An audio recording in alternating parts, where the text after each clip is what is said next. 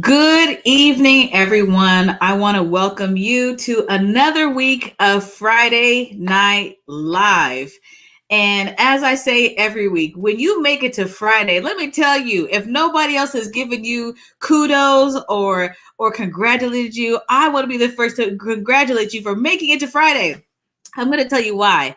The reason why is because sometimes the week in and of itself can just be so overwhelming, so frustrating, sometimes so hard that just making it past Monday or Tuesday is an accomplishment. So if you made it to Friday, I just want you to take your right hand or your left hand, whichever hand you want to take, and just pat yourself on the back and say, "Thank you, Jesus. I made it to Friday." That is nothing short of an accomplishment. And the beauty of making it to Friday is that when the sun sets, we get to rest in the beauty of God's love and his comfort, knowing that he has all things taken care of. So we don't have to worry about what happened during this week, and a whole lot happened during this week, but we don't have to worry about what took place this week because God has all things under control. He is still sovereign. He is still on the throne. And I know that there's a whole lot of social issues taking place this week with regarding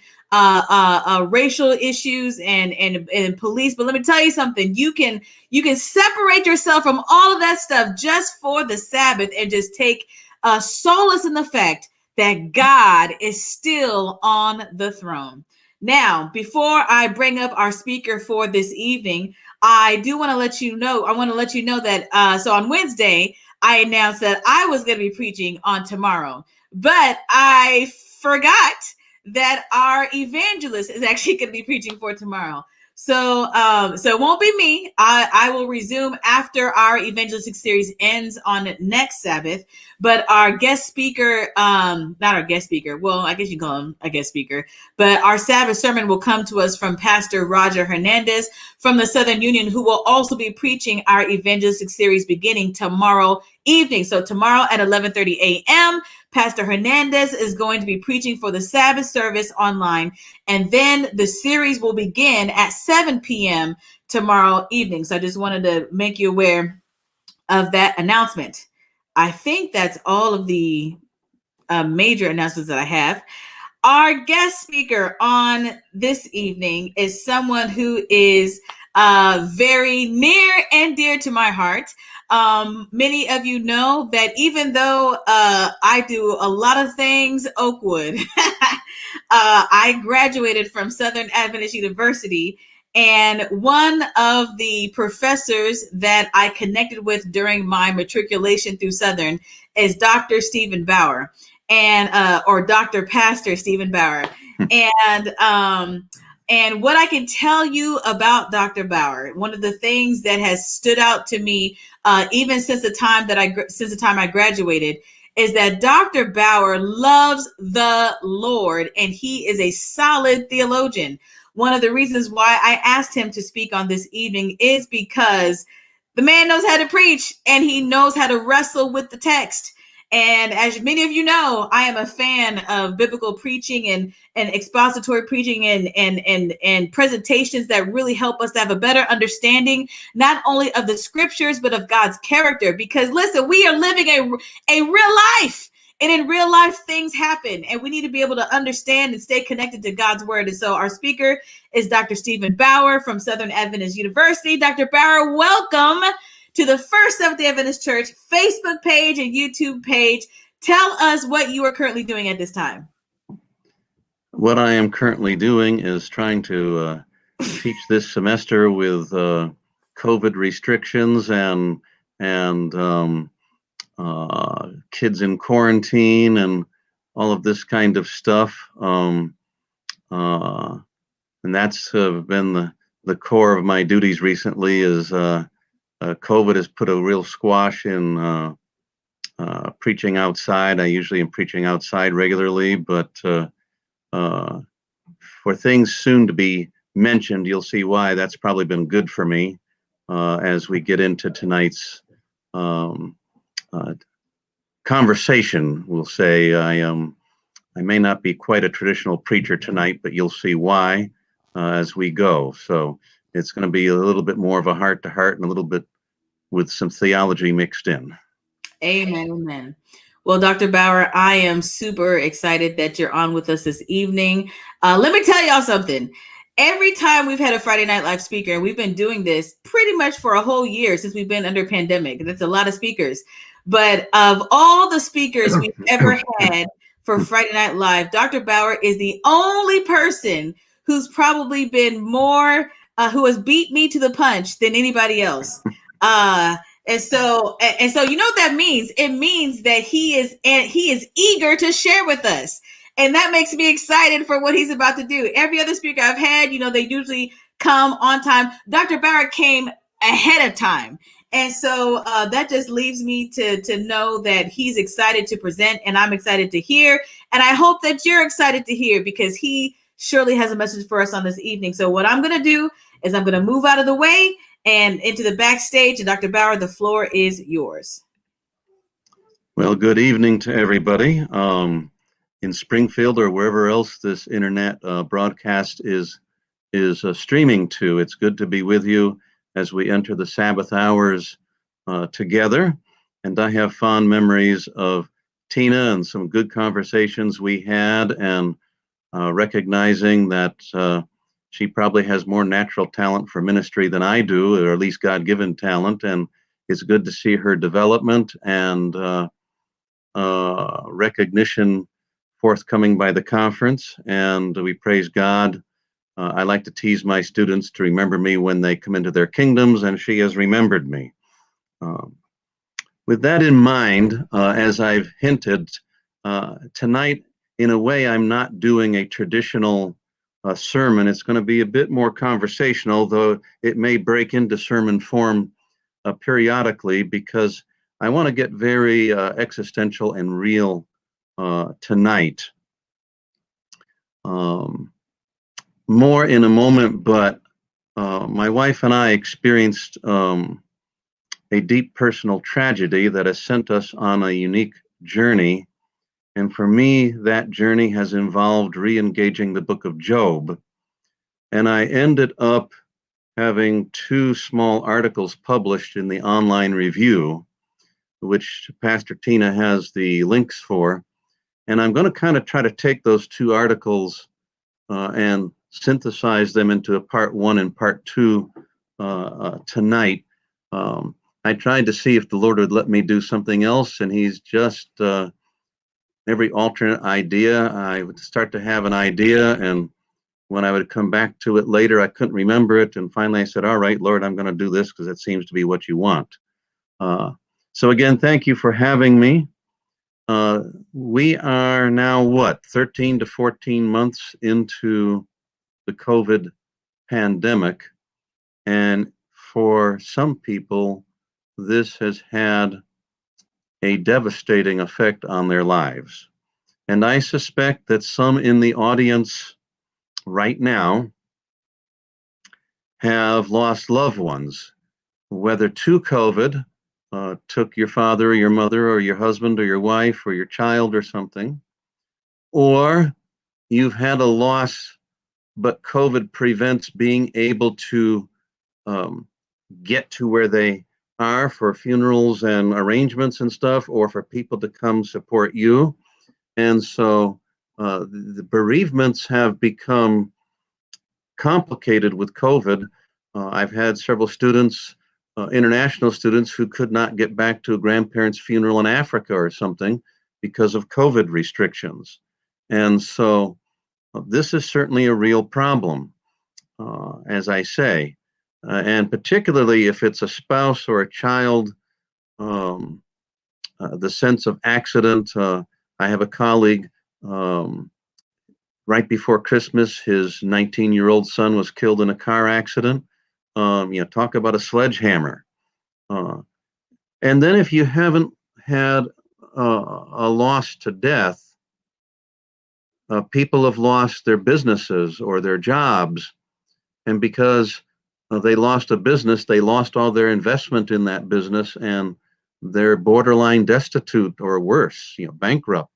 Or they lost their job due to COVID and they can't keep up with the rent or the house, and foreclosure or evictions, you're losing the car, Um, and so when we're in the middle of these devastating um, uh, losses and catastrophes, it can have a real impact both on emotional life and on spiritual life. And I would hasten to add, we've also had a number of couples who, getting stuck together in one house, um, 24/7 under lockdown, couldn't handle it, ended up divorcing, and that's another kind of loss. And so it's been a very tough year. And for my wife and I, the big sledgehammer was on January 4th. Our 35-year-old son passed away in his sleep for no obvious reason. And this has been an extremely difficult experience to go through.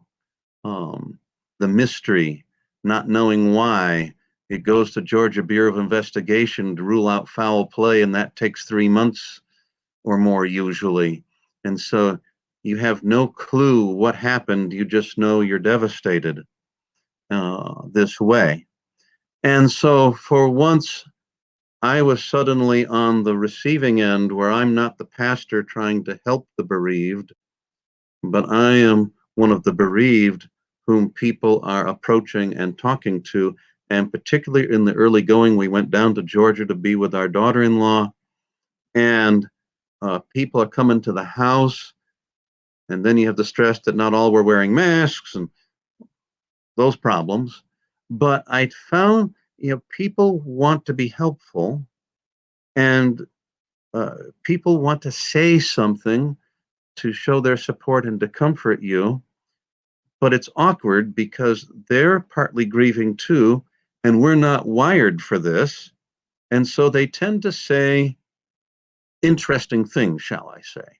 And being on the receiving end more than on the observing end really brought it home to me.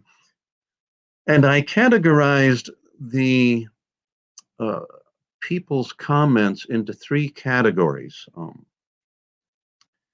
One would be empathy. And we'll come back and work with these in a moment. The second would be exhortation, and the third would be explanation. So empathy, exhortation, explanation. And I want to think about these three in reverse order, starting with explanation. We had a lot of people say to us it was God's will that your son died. God wanted him to die. It was his will. He's in control. And frankly, I struggled with that. Um, um, some would go so far as to say that God took him because he was evangelistically involved, and this will help win souls to Christ. And you should be happy that souls will be won because Andrew died. And we're like, in our heart, that is. It's tough. And I think what this comes out of is when an event like this happens, when you get sledgehammered, when your business folds or your son dies or your wife died or your husband died, or your marriage broke up, and you get the sledgehammer to your head and heart, the world seems very much out of control and chaos is reigning. And we don't like chaos. And so our fear of chaos, we seek order in the confusion. We desire to have some sense of order and control. And since I don't have it, God must have it. And therefore, we take an almost fatalistic approach where, well, God must have wanted this to happen. He's in control. Now, certainly, God permitted it to happen, but he permits lots of things to happen, right? If God answered all of our prayers, no one would ever die, because we're all praying for our loved one not to die. So this desire, pardon me here, this desire for order and control and some sense in the chaos tends to bring about people promoting a micromanaging God who sounds almost like the predestinarian God of some other views. And therefore, an old acquaintance from childhood posted on Facebook, Nothing happens by accident. It's all by God's will. And your job is to find God's grace and purpose in this event. I'm like, I'm not so happy with that. And here's why. It seems to me that if we say God took my son's life, or if God took your job, or God caused your and willed your divorce, that we credit moral or natural evil to God, and that he uses it as a tool to accomplish moral and salvific good. But using immoral means to accomplish moral good is something Paul calls slanderous. He says in Romans 3, we are slanderously charged by our opponents that we're teaching the idea that we should do evil in order that good may come. And later on, he reframes this that they're charging that, well, if grace abounds more where sin is, then commit lots of sin to get lots of grace. And Paul says, no, that's not how it works. And so if it's slanderous to say that Paul was teaching we should do evil in order to accomplish good, it seems difficult to say God willed a natural evil or a moral evil in order to accomplish good. Now, this is different from Romans 8, where in all things God is working to bring about good in contrast to the evil that happens, but he's not using the evil itself as the tool to accomplish the good. It's just an opportunity for him to intervene and bring about some good. So I think we need to be careful not to go to a fatalism that overdoes divine sovereignty to the point that you question freedom of will and action because God is micromanaging and controlling everything this way. I could say more, but I think that's sufficient. Um, so explanations have often tended to fall into this fatalistic, God micromanages and controls, and basically there must be a purpose that God had in this death, so he willed it, and now your job is to see that purpose, and that will help you grieve better. Not convinced. Exhortation. We had some people who came over to the house and suddenly they would start responding to their grief and our grief with exhortations about, I need to commit myself. I want to see Andrew again. I'm committing myself to a stronger devotional life. I'm going to have a better prayer life. I'm going to be more spiritual, etc., etc. And notice the pronoun in those points. I. And usually what happens with, or we. Sometimes it's we need to. And I noticed as this was happening, and the small group was all chiming in, yes, I need to be more spiritual. I want to be sure to see Andrew again. And the grieving wife is getting totally ignored because their whole focus is on themselves and how they're feeling, and they're trying to help their own grief, and they've forgotten her grief, and to some degree ours. And after a number of minutes, I kind of stepped in gently and said, folks, we've got a grieving wife here that I think we've forgotten. And we just need to recognize and validate this grief. Oh, yeah, you're right, Pastor. And for about 90 seconds, they validated and go. And then somebody else went back to, I've got to, we've got to, and the exhort, and lost the whole thing again. And the point is, exhortation is often a way of making the exhorter feel better about the situation than it is helpful to the one who lost the house, lost the child, lost their marriage, etc. It shifts the focus from the person who's suffering to the one who's trying to comfort them. So before we go to empathy, which is the proper approach, we have to grapple with this. And so um, in the memorial service, I brought up in this document, I brought up Ecclesiastes 9. The fact of the matter is that we live in a world under the curse of Eden. And one of those curses of Eden is described in Ecclesiastes 9, verse 11. So I'm going to pull out my English Standard Version and read that verse. So if you have a Bible and want to open it, I'll pause for a moment. And while I pause, it is interesting that the previous verse or two um, is a text we like to use about the state of the dead and to prove that when you're dead, and so forth. But here we go now in verse 11. Again, I saw that under the sun, that the race is not to the swift, nor the battle to the strong, nor bread to the wise, nor riches to the intelligent, nor favor to those with knowledge, but time and chance happen to them all. Time and chance. We don't like this chance business. And yet Solomon tells us that not everything happens according to logic and the way it ought to be.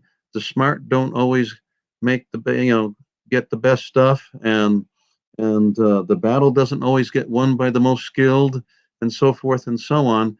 People don't always get what they deserve. And part of this curse of Eden is that things happen that we have no control over. We're uncomfortable with that, and I'll illustrate it. I was talking about this to some students, and a colleague was with me, and he began to object. And so I brought up Ruth and Boaz in Ruth 2, where it says in the Hebrew that she chanced into his field. And my colleague was like, oh, we know God was guiding. I'm like, I'm sorry. This is the same Hebrew word used in Judges when the Philistines captured the ark and all these plagues and tumors and the Dagon, the god, is being knocked down in the temple. And the Philistines finally say, all right, let's figure out if this is from Yahweh or if it's from chance. So they got the two milk cows that were nursing, hitched up the wagon with the ark, set them loose, and do they head for their calves or do they head for Israel? If they head for Israel, it's of God. If they head for their calves to nurse them, then we know it's chance. Same word as Ruth. And the point is, the Philistine story is contrasting chance versus God's sovereign management. But we don't like living in a world where babies get cancer, where a tsunami or tornado shows up and you have no control and it strikes for no reason, and that righteous guy's house gets flattened by a tornado while the mob boss's house is spared. We don't like that. But I would suggest to you that this curse of Eden was given because God saw that Adam and Eve failed to recognize their creaturely limits as human creatures in creation of God. And they sought to transcend those limits and become co-deity with God by eating the forbidden fruit. And so, as part of the plan of salvation, God effectively says, we're going to have the promise of the seed that's going to crush the head and the heel and all that stuff. But by the way, you guys, since your problem was failure to recognize your limits under my lordship, let me help you out. And he severely increases human limitation, right? Childbirth issues and thorns and thistles and sweat of your brow and so forth. and these unpredictable things, and finally death.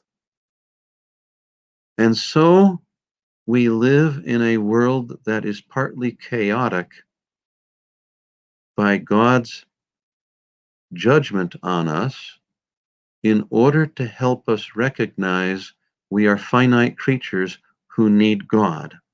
And when the sledgehammer hits and you lost your marriage, your son dies, your spouse died, you lost your job, etc., etc., when the chaos hits and you can't do anything about it, it helps you recognize your need of someone mightier, greater than yourself, and you can call out to him. Now, the good news is this: we need to be careful not to go too far with this. Because another explanation is that the devil made things happen. The problem with the devil making things happen is God puts limits on the devil in Job. And if we're not careful as Adventists, sometimes we turn the devil into an almost co-deity like the good God and the bad God. But the devil is a creature. He's not deity. Let's keep him in creaturehood.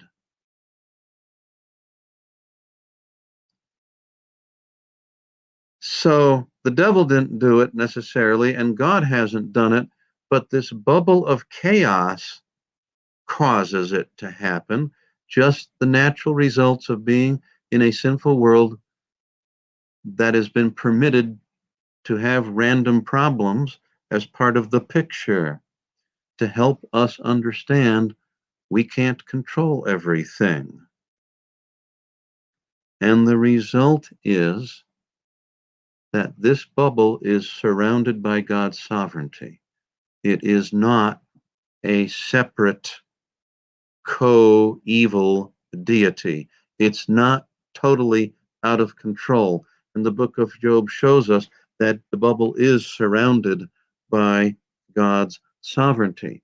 But you say, Pastor Bauer, isn't this God using evil to accomplish good? And the answer is no. Because when we use evil to accomplish good, we cannot control the consequences of the evil, and things get out of control. But by having a bounded increase of limits where we can't control everything, but God can control it, the good news is that God can restore these lost things. It's not the end. Chaos is not the end. My son will be raised. Your mother will be raised. And in heaven, your economics will be more than restored. Justice will be fixed. This is the great truth of Daniel 7, that all the unrequited justice, when corrupt systems and stuff oppress you and you have no recourse to fix it, there's a judgment and God will fix it. And this bubble of chaos, God will fix it. I illustrate it this way. When I was in graduate school, I worked as a certified flight instructor, and I had a student who I thought wasn't listening to me. We had gotten to the place where he was around solo qualified for early soloing, but not, he still had a long ways to go. And we were doing a maneuver called takeoff stalls. Now, this is stalling the wing, not the motor. And you go to a full power climb, like you're taking off and trying to pull up off the runway, and you pull up too far, the airspeed drops, and the wing has too big of an angle of attack, and it gets too much back turbulence, and it loses its lift, and you drop. The problem under takeoff power especially is that the plane wants to yaw to the left, which means the left wing stalls before the right wing stalls. And when the left wing stalls, you go into a left spin. And if you're 300 feet off the ground, you're probably going to crash and die. So the key is you want to recognize the stall and get a recovery going before it gets out of control. But we take it through the break so the student knows what it feels like. Well, he wasn't putting enough right rudder in, and I had to keep jumping in with my right rudder to keep us from going into a spin. And I'd be saying, more right rudder, more right rudder. Oh, I've got it, I've got it. No, you don't. Listen to me. Well, as an instructor in my training, we had to do triple rotation spins each direction. So I've spun airplanes each direction. I know how to recover. I've seen it. I've done it. So I finally sat back and let's do another one. And I didn't say a word. And I just sat back and stayed off the controls. And he put us into a beautiful left spin. And I let him fight it because we were at a safe altitude. We lost about 600 feet. But he went through the drill and he got it recovered, got it stabilized, and started the climb back up to our original altitude. We got there all quiet, let him get settled down for a minute. And I said, "Do you want to try another one?" And he looked at me and said, "Yes."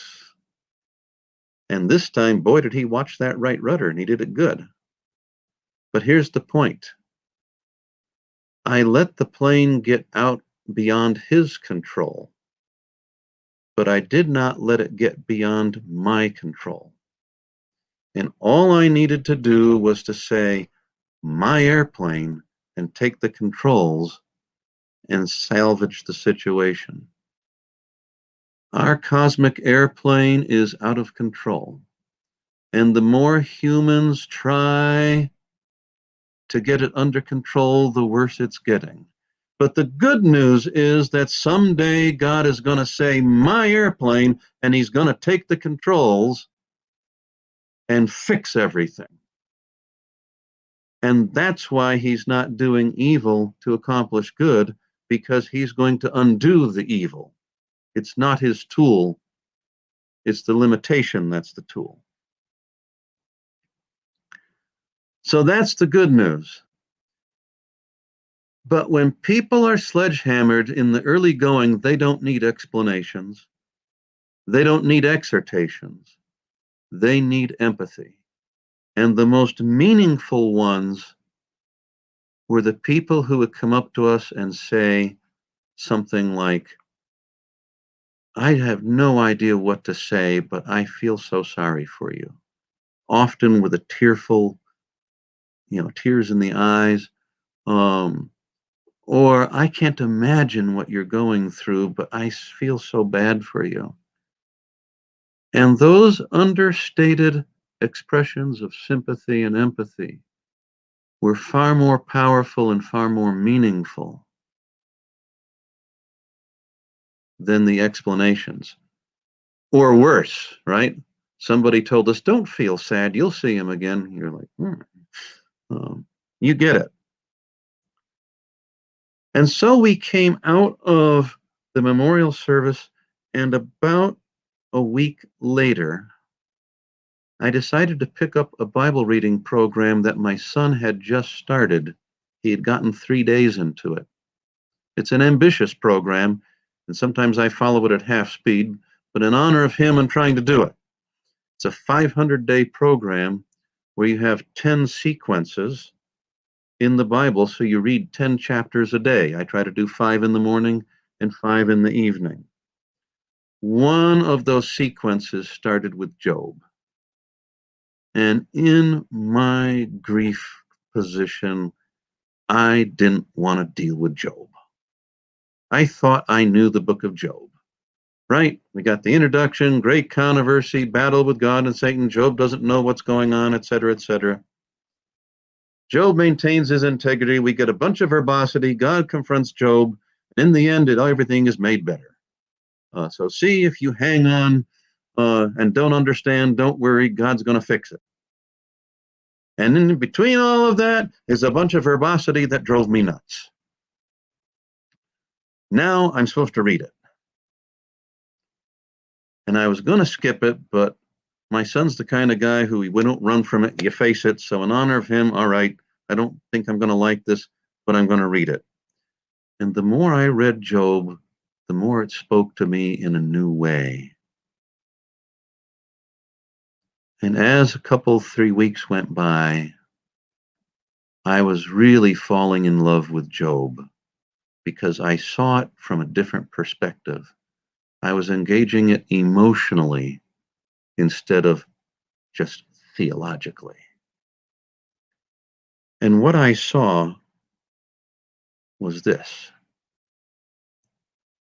three friends hear of Job's suffering, and they come. And they start out magnificently. They see Job from afar off, and they stop and throw dust in the air and tear their clothes and weep and have an appropriate reaction. They then come and sit with Job, but they are so appalled at his experience. Man, I lost one son. I can't even imagine losing all 10 of your kids in one accident. This is a tough hombre, man. He's a better man than I am. Then he loses all of his business interests. Everything is gone. And his friends had the wisdom to just sit down, shut up, and be quiet for 7 days. No one talks. And they wait for Job to talk first. Brilliant, marvelous, silent empathy. They're doing a beautiful job. They were magnificent until they started to talk.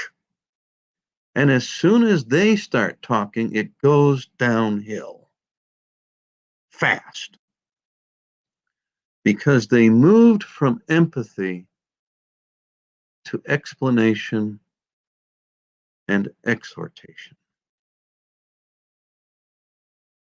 And what they didn't recognize is Job's, oh, I wish I was never born. Where is God? I can't find. These are expressions of emotion, not really expressions of theology. But the friends engage it as expressions of theology, and they lose the emotion and they start an argument. They're going to fix Job. They're going to correct his theology. They're going to exhort him, and they're going to get him on the straight and narrow. And the result is it blocks Job's grieving process.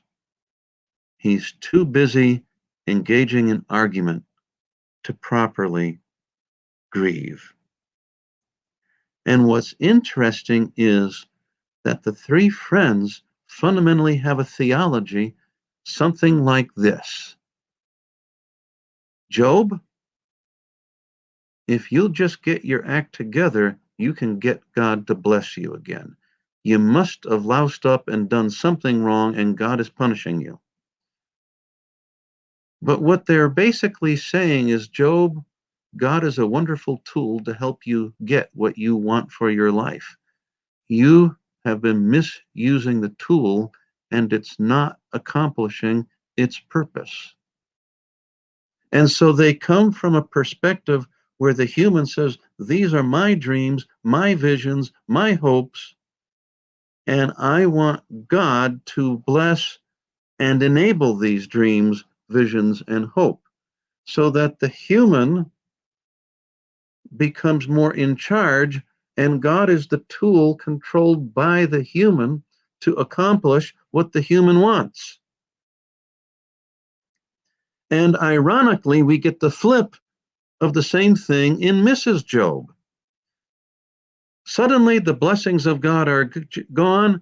Mrs. Job loves her husband. She can't stand to see this suffering. She thinks he's dying. And as an act of grace, she basically says, I wouldn't want you to try to keep living in order to make me happy. I don't want my happiness to come at your suffering. But it's not benefiting us to serve God anymore. So why don't we just give that up and let yourself die? Don't stay around for me. And for Mrs. Job, God is the tool to a good life, etc., etc. The tool's not working, throw it away. And Job says, you're talking like a godless woman.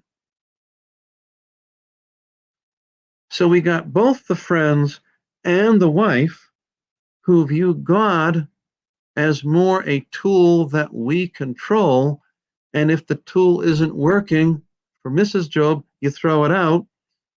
The three friends, well, the tool is always going to work. We just got to get you fixed so you use it properly. And this is why they speak wrongly about God, because they're inverting who's in charge. If God is our tool, then we're in charge. And Job resists it, but he doesn't understand it.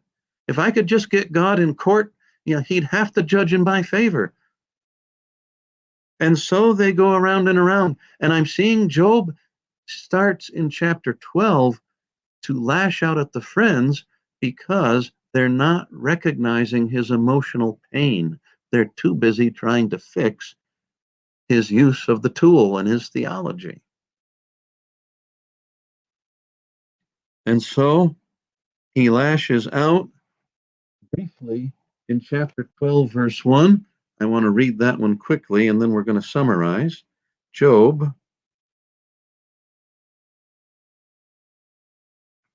Then Job answered and said, no doubt you are the people, and wisdom will die with you. Notice the sarcasm. You guys think you know it all. Then he turns around and says, I know as much as you do. Then he continues in chapter 13. You whitewash things with your lies. Your worthless physicians. Your maxims are ashes. Chapter 16, your miserable comforters. Chapter 19, around verse 2, you're tormenting me. You're doing me wrong. He lets them have it. You're not recognizing my pain, basically. You're making it worse.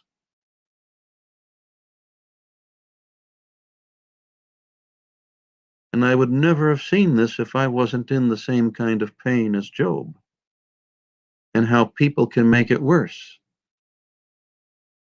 Don't be sad. You'll get over it. And these kind of comments intended to be helpful, but actually wounding deeper. And I was thinking about this because in those days and weeks after the memorial service, especially, I discovered that this catastrophe seemed to have killed spiritual life. I read the Bible, but suddenly, instead of comforting me, it feels just like words on paper other than identifying with Job's emotions. But there was no life. You read a psalm, just words. You pray. Always before, prayer and scripture had taken me through massive church conflicts and death of my parents, and I always had a sense of God's presence, and suddenly God seems gone. The Bible does nothing for me. I pray. My prayers don't even go to the ceiling. They fall onto the floor. You're like, where are you, God? What happened? And by raw faith, you keep going through the motions, but you don't feel like it's working.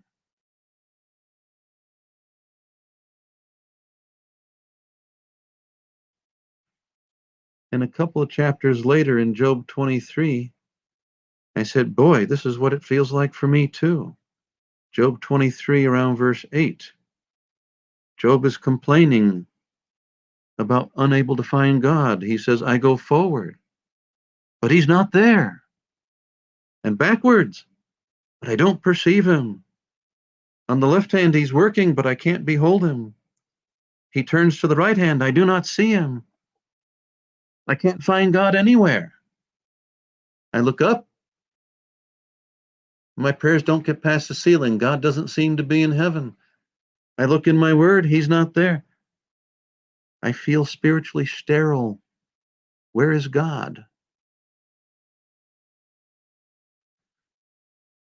And the more I thought about it in comparison with the three friends of Job, it suddenly hit me.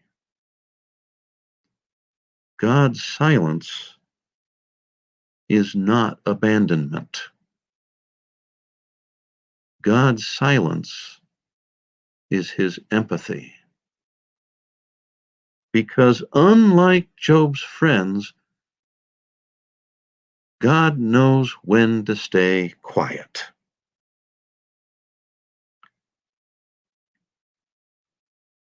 And I thought about this. Man, I can't find God. I can't feel him. I can't see him. Just no sense of God. And yet I need that silence so I can properly grieve. And God knows that I need the silence more than his voice right now. That his voice may be too much. And then I started to think, how have I even been functioning under this sledgehammer?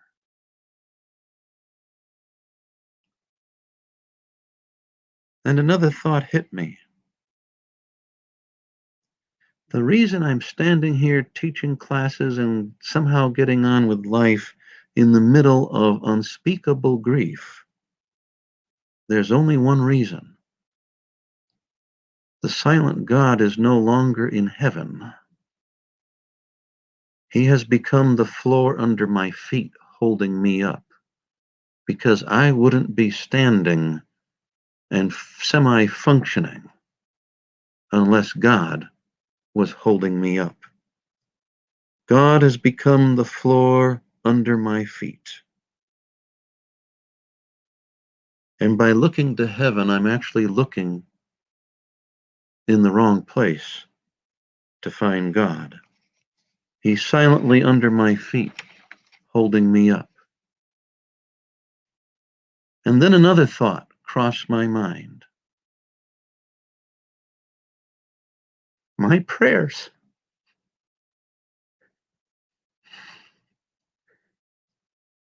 don't have to go to the ceiling. They don't have to make it to heaven. I can let them fall to the floor because that's the shortest distance for them to get to the God under my feet, who catches them in his hands and his ears and is processing and answering them in ways I can't see, feel, and understand.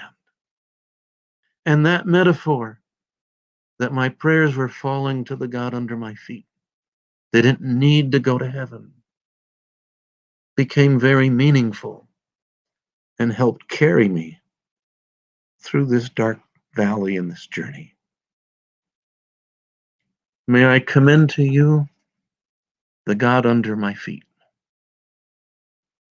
The same God that I am finding under my feet, even in his silence, can also be the God under your feet. When you feel crushed by grief and despair, when you feel emotionally numb and spiritually dead and unable to discern God in your life, then let your prayers fall to the floor and into the hands of the empathetic God under our feet, the God who quietly feels our horror with us and who silently continues to keep us standing. I commend to you the God of the floor under your feet. God bless you. Oh my goodness, Dr. Bauer. Thank you for that powerful reminder that God has not abandoned us, even though we feel abandoned. And I really appreciated something that you said, and I hope the listeners caught it. And if you didn't catch it, I'm going to repeat it again. And it's something that, as you stated, we have a hard time doing, especially in Adventism, is separating people's emotions from theology. We are we are conditioned to make sure that there is no theological errors. So even in the midst of people grieving, we're quick to we see the pain in people, but as soon as we hear something that sounds anti-God, we're quick to seize upon that moment and lose sight of how people feel.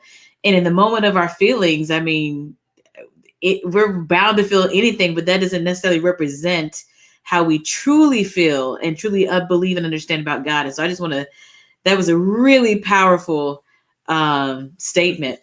I'm going to throw a question at you that I was thinking about as you were speaking. And since you're a theologian, I know you can handle it. He's going to try to take me out of grief into theology. Watch out here, folks. Yes. Okay, so in reference to, you talked about the grief that you and your wife are experiencing as the loss of your son, and how the funeral service, how that went and how people responded. One of the texts that often gets repeated at funerals is First Thessalonians 4:13, which says, but we do not grieve as those who have no hope. And what should be our, I'll read it as it says in the passage from the NASB.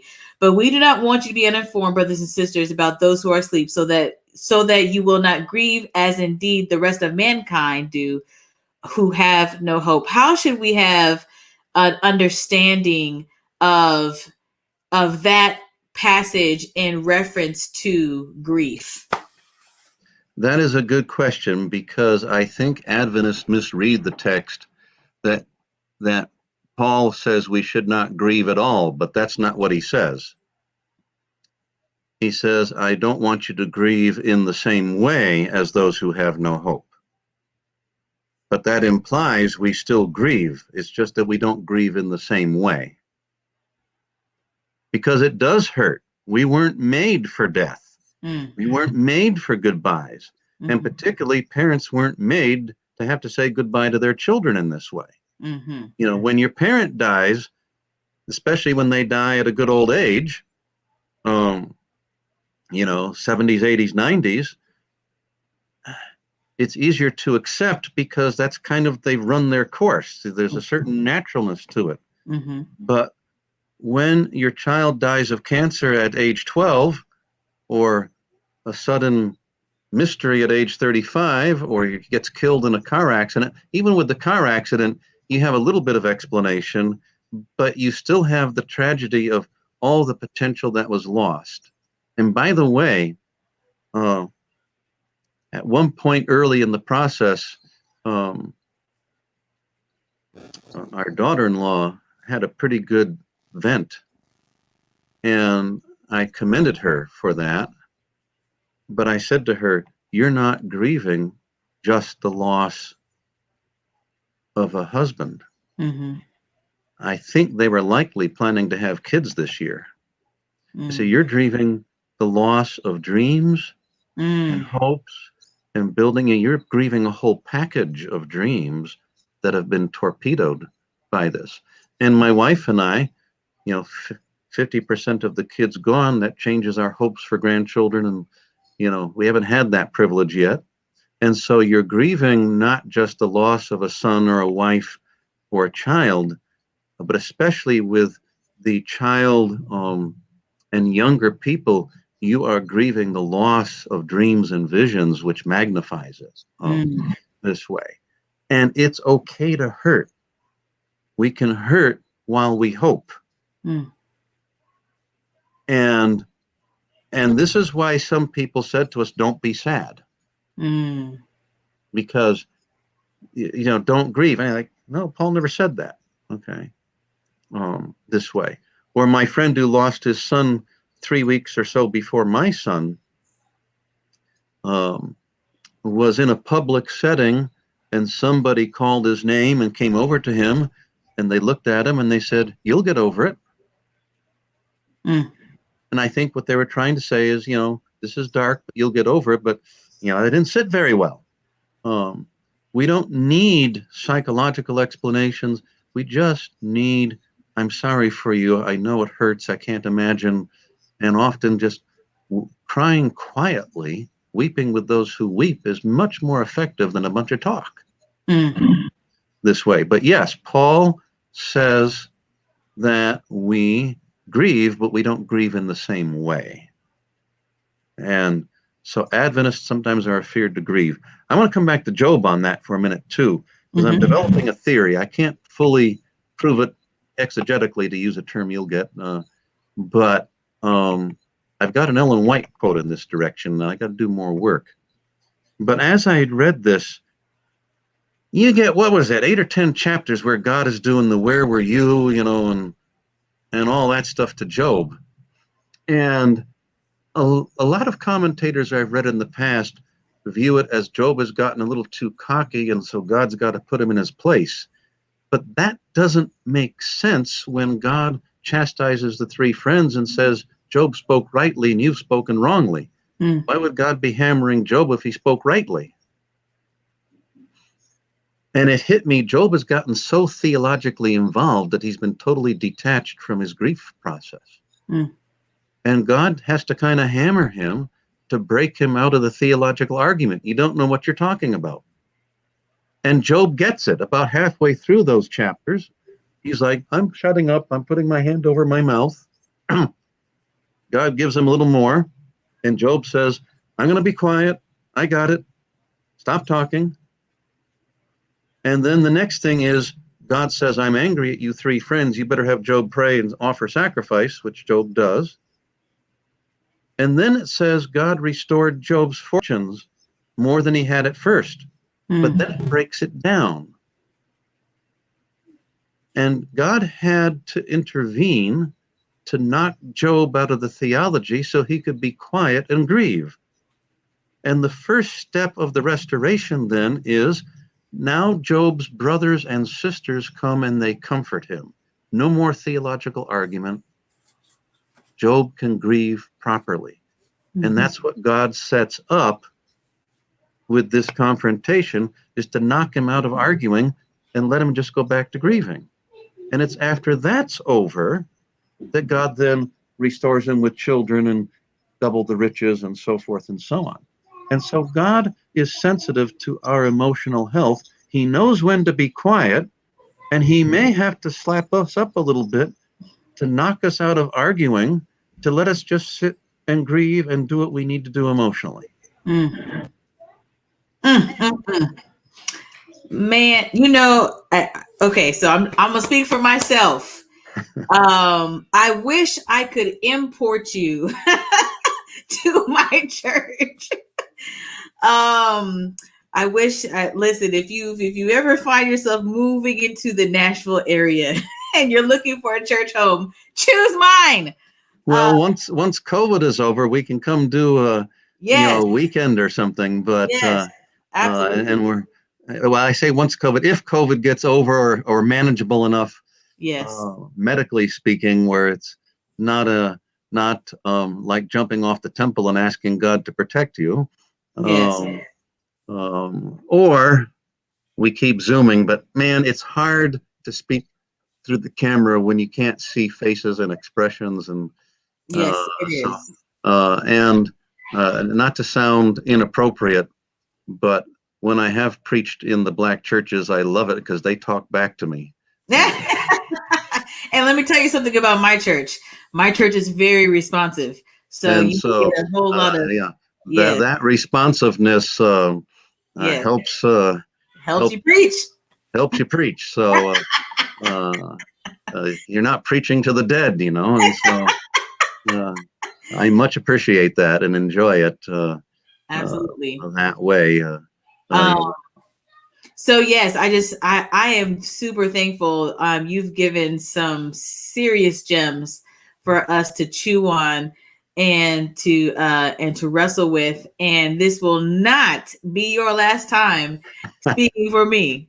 I can tell you that for sure. Whether be it online, in person, whatever, you definitely have an open invitation to speak and preach and present, because my soul has been blessed, and I know that those who are watching their souls have been blessed too. And you've liberated somebody. Somebody was watching on this evening and now feels okay and at peace and knowing that they can grieve how they need to grieve without feeling like they are offending God, as if God doesn't already know what we're thinking and feeling. We don't serve a God that is so sensitive that he can't handle our emotions. And so I appreciate you It really kind of bringing that home, and that he is the one. If we don't know how we've made it thus far, it's because he's the God that's under our feet. I Yeah. think we need to be honest with the devastating impact that a sledgehammer event in your life can have on your sense of your spiritual life. Mm-hmm. And there's nothing wrong with you, even if you've had a long-term relationship with Christ and you get sledgehammered and suddenly everything feels sterile. Mm-hmm. That's a normal part of the grief process. Don't panic. There's nothing wrong with you. Jesus went through the sterileness in Gethsemane, Yes. and so he wasn't exempt from it. And I think for me, I think I've generally done well as a pastor with this, but this has reinforced it in ministering to others. In the early going, they don't need explanations and exhortations and so forth. Mm-hmm. Just draw aside, and their life is in chaos. Ask them what they want you to do for them so they have a sense of control. Everybody just shows up with food. Yeah. And you get too much food, it goes to waste. Or, I think asking, I know in one case for us, some friends gave us money, which we were able to use to travel, to help fund our travel to Connecticut for my dad's funeral. That money was much more useful than food sitting home in the refrigerator. Yes. And so asking what they actually need, yeah, food, if they got a lot of family coming in, may be the right thing. But instead of just jumping in and we know what to do, help them have a sense of control. Yes. By asking what they want you to do, or offering suggestions, but giving them that power of choice that way. But I want to go back. I don't want to lose our main point. God's sovereignty is in around this chaos. We don't like the chance that hits us, but it can hit. But it's part of the tools to help us recognize our need of God and turn to Him. And He has the last word, and someday He's taking over the airplane. That's good news. Yes. And then on the other side, when the airplane is spinning and you don't feel in control and God seems absent and silent, if you understand His silence as empathy, not abandonment, and that He's under your feet holding you up, and in your sterileness, your prayers can literally fall to the floor. They don't need any energy to go to the ceiling or higher. I found those very helpful metaphors to help me start to find connection with God and faith in Him again. And I wanted to share that in a COVID pandemic where people are in crisis, and maybe these tools are useful to you in your catastrophes as well. So I know I said I was about to wrap up and play the outro video, but one more question came to my mind as you were speaking.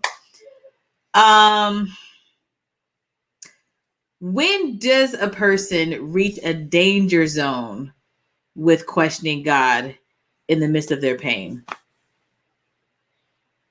I think Job provides the answer to that. He asks all sorts of questions. He's even angry with God, which, by the way, it's okay to be. I don't get it, God. I'm upset.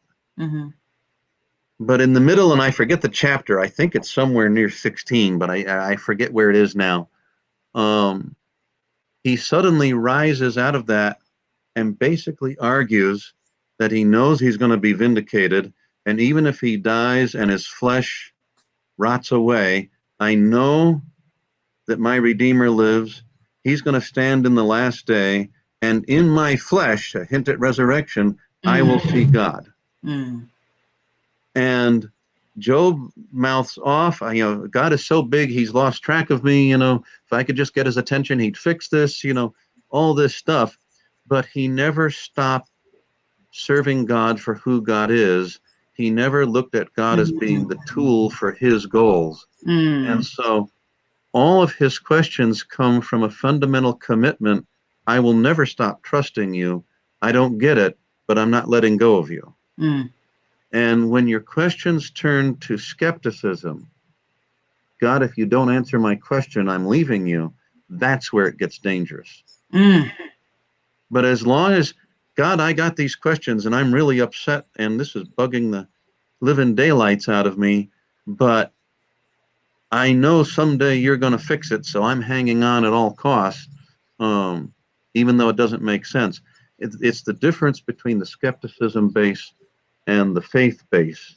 And the skepticism base, I think, tends to arise. God hasn't done things the way I think he should have done it, and therefore I have to challenge him. That puts me in control. Whereas I serve God regardless because he deserves it regardless. He's not the tool, I'm his tool. Mm-hmm. And God, I don't get it, but you deserve, and I'm still your tool, so use me however you want. I'm not getting it and I'm frustrated, but I'm not going to invert the relationship and take charge of this. I trust you somehow, and I know somehow you're going to take control of the airplane. I wish you'd do it sooner than later, but um, um, uh, and so you're coming from the position of staying um, where I'm the tool and God's will is the master, and I'm trusting him even though I don't get it. Gotcha. Okay. And that's why I think the friends spoke wrongly, because they were reinforcing more God as the tool. Mm. And how much theology do we have floating around today that wants to, whether economically or politically, use God as a tool to achieve human goals? And God becomes a convenient mechanism to try to influence people and get what I want, and God simply becomes a piece of my power toolbox instead of me being under his power. I think we have some real challenges on all sides of race and ethnicity, where we all are using God as tools. And if we're not careful, we end up like the Jews, who were so focused on conquering the Romans that they missed the Messiah. My Lord. And so we need to keep it right. Christ predicted that we're going to have tribulation in this world, and that if we follow him, the world will reject and expect trouble and tribulation. But hang on, I'm going to fix it. Can you close us out with prayer? Sure. Okay. Thank you, Lord, for being with us, and thank you for the good news that the chaos we live in and the curse we live under is under your control and not beyond it. Guide and direct us. And especially, I want to pray for those who have been hammered hard in this congregation in the COVID era here. They've lost jobs. They've lost family members, friends. They've lost marriages. Maybe they've lost houses. And their heads are spinning, and they wonder where you've gone and how they can keep standing and coping. I pray that they can find the same God under the floor that I am finding, under our feet, that is our floor. And whether you feel it or not, trust that he's there working for you. Bless them. To this end, I pray in the name of Jesus. Let God's people say amen. Amen. Brothers and sisters, I want to wish you a happy Sabbath. Dr. Bauer, don't go anywhere.